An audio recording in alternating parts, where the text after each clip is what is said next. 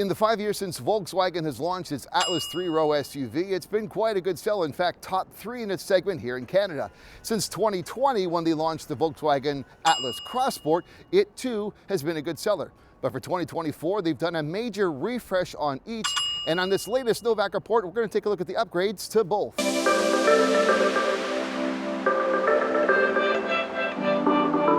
As with previous versions, the Atlas and Atlas Cross Sport sit on the same award-winning modular transverse matrix or MQB architecture platform, but are differentiated primarily by seating capacity.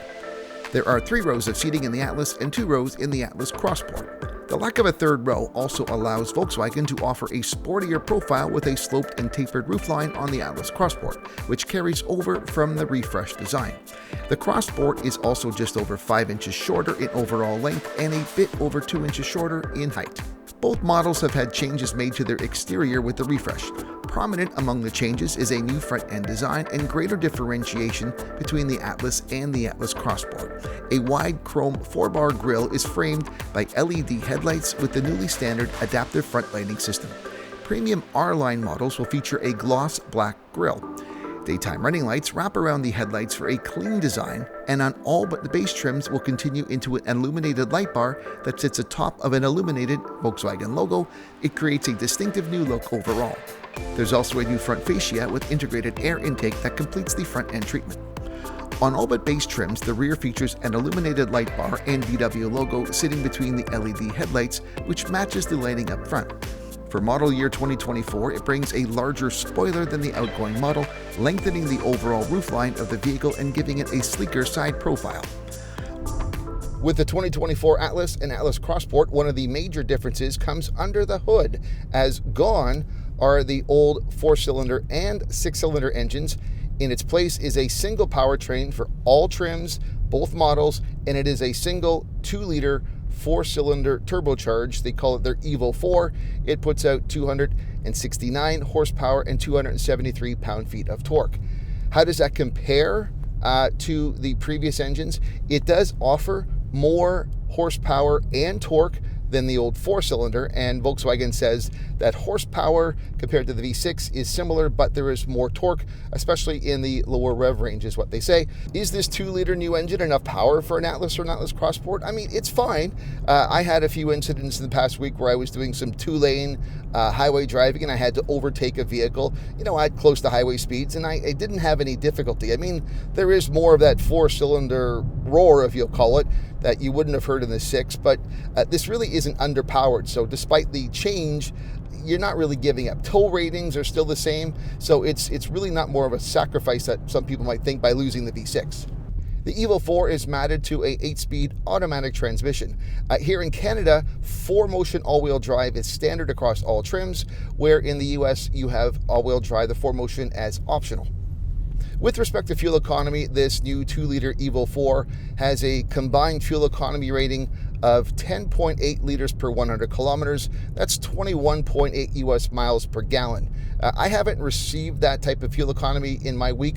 I'm higher than that. I'm currently at 11.6, but it is cold, so there is some accommodation there.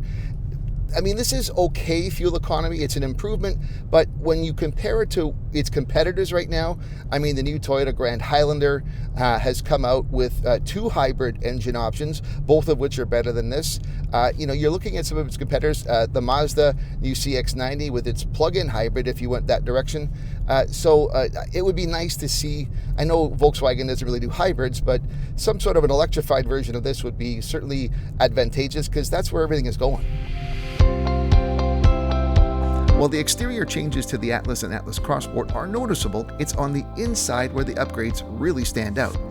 Both models see premium materials adopted throughout, including a leatherette trimmed soft-touch dash and center console. Overall, there is a clean and functional layout with driver controls positioned for optimal ergonomics and usability. Enhanced technology in the refreshed Atlas and Atlas Cross Sport offer a more connected experience. A 12-inch floating infotainment display is the focal point in the redesigned cockpit. Connecting devices are now easier with standard wireless app connect, wireless charging, and 6 USB-C ports out of 8 available. The advanced Volkswagen digital cockpit system is now standard on all Atlas models and presents drivers with a fully digital instrument cluster. For model year 2024, all trim levels now receive the 10.25-inch fully configurable Digital Cockpit Pro with up to 4 views, including full-screen navigation for equipped models and numerous viewing options, including car status, navigation, driving data, phone information, driver assistance features, and more. For both models, available ambient lighting with 30 color choices pairs with innovative backlit dash decor that features the model name, and it adds a more elegant touch to the overall new design.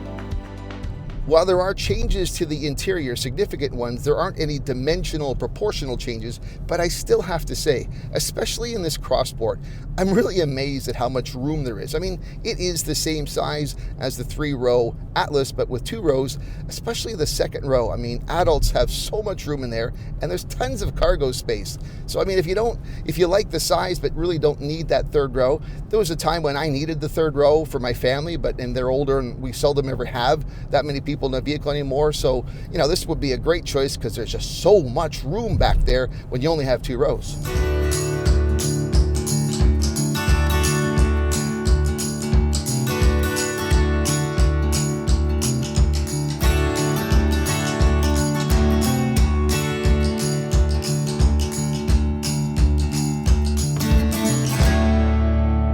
Whenever an automaker does a refresh mid-cycle, it's really to generate more interest. Maybe sales have been sluggish a bit. What we see here with the upgrades to the Atlas and the Atlas CrossSport are actually pretty good, because the risk you can do too much and alienate your fans.